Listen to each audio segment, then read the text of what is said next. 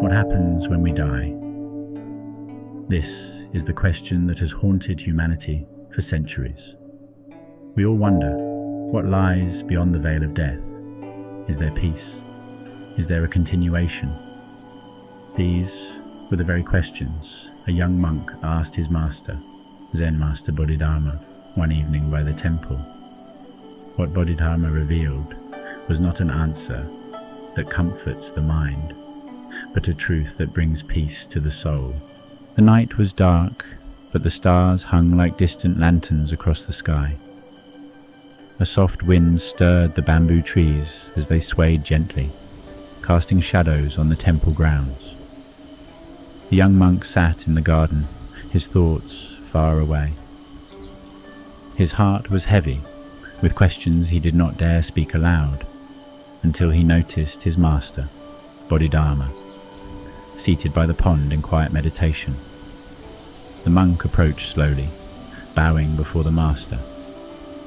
The stillness of the night enveloped them, broken only by the occasional rustle of leaves. "Master Bodhidharma," the young monk said softly, "I have a question that weighs on my heart. What happens to us when we die? Is there life beyond this one, or do we fade into nothingness? This thought fills me with fear, for I do not know what awaits on the other side." Bodhidharma opened his eyes, his gaze as calm as the still pond before them. He looked at the monk for a long moment, allowing the depth of the question to settle in the air. "Tell me," Bodhidharma said, his voice steady like the wind through the trees. "When a candle burns, does the flame ever die?" The monk hesitated. "When the candle is used up, the flame disappears, Master." Bodhidharma smiled faintly. "Does it? Or does the flame simply return to the air, to where all flames come from? The flame does not vanish, it changes form. So too does life. What you call death is not an end, but a transformation.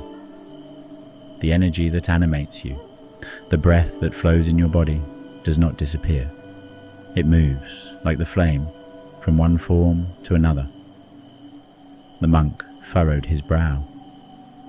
"But Master, if we are no longer this body, if we are no longer ourselves, what becomes of us? Do we simply dissolve into the universe, forgotten?" Bodhidharma picked up a fallen leaf from the ground and held it in his hand. "This leaf," he said, "was once part of the tree. It grew, it lived, and now it falls to the earth. But does it truly disappear? No. It returns to the soil, where it nourishes the roots of the tree, and in time, new life grows from it." The monk looked at the leaf, understanding the metaphor, but still feeling the weight of his fear. "But what of the self, Master?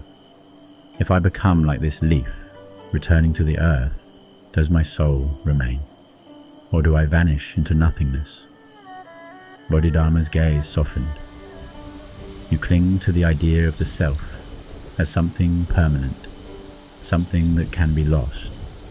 But life is not a possession, nor is the self something that can be held. Like the leaf, you are part of a greater cycle, an unbroken chain of life. Your essence does not vanish.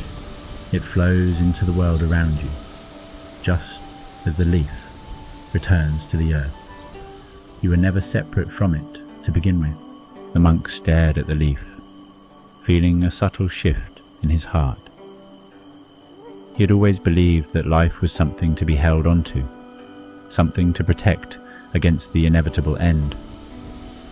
But now, as he looked at the leaf, he realized that his fear of death came from his fear of losing the self, of becoming nothing.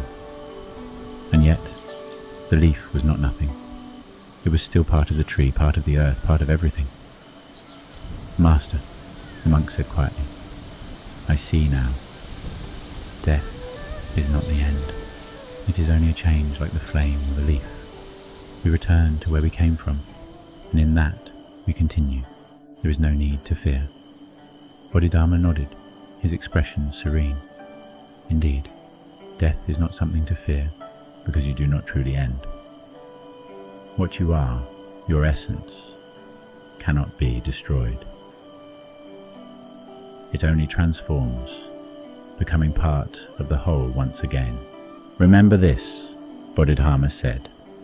Life and death are two sides of the same coin.